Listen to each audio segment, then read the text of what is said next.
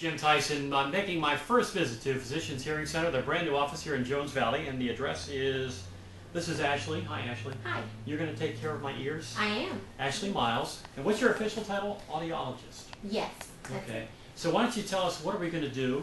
You're going to take my little head in there and let's stick things in my ears and see how my hearing is. I've been in radio for like 30 plus years and headphones on my head, so I know my hearing probably may not be as good as it could be. Because we talked about that before, that it seems like people are mumbling, especially I have like a 17-year-old, and I remember driving with him in the car. He's sitting next to me, and he's trying to talk to me, and I'm going, what? So I kind of watch the road, but I keep asking, what did you say? I always have to repeat things, and I also notice other friends of mine that don't always get the complete conversation. I'll get, some words, but some just kind of disappear. So they talked me into coming down here to see you, and they said they would take good care of me. Absolutely, we will. And we were talking, I know a lot of things are different about hearing aids and hearing better than it used to be. They're much smaller. Much smaller. Much smaller. They don't squeal. Everybody thinks they squeal. They don't. That's different now. The processing is so much faster, and most systems are automatic now. So there's not a lot of buttons you have to push. Everything is done for you based on what we program in the computer.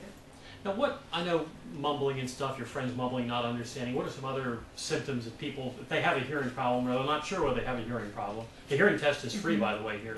That's a great thing. You can kind of find out where you do stand. If you do need a hearing aid, then they can certainly help you. But what are some other clues that you may have a hearing problem? If you turn the TV up a lot, if your family complains that the TV is way louder than it should be, if they run out of the room like this. Usually your family members complain before you do. That's the first sign. When wives and children, they all say, I'm tired of repeating myself, don't say huh anymore. Those kinds of things. Right. Telephone use is usually a big deal. A lot of people complain that church is a difficult listening environment. So if you're having trouble in those areas, usually you should get your hearing checked. And I guess guys tend to be the ones who are the more resistant to come in and have their hearing checked. They're macho. But we're all getting older, and I guess the body kind of deteriorates some. Yeah, and I think it's kind of a trick, because the hearing loss that you see due to age or due to noise and that kind of thing, which is most common hearing loss that we see here, is primarily high-frequency hearing loss.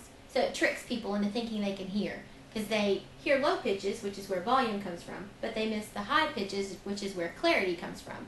So they hear that someone's talking, they just don't hear all the pieces. So it's easy to think, oh, I knew you were talking to me, so you were just mumbling. It wasn't that I didn't understand you. Okay, I guess we're ready.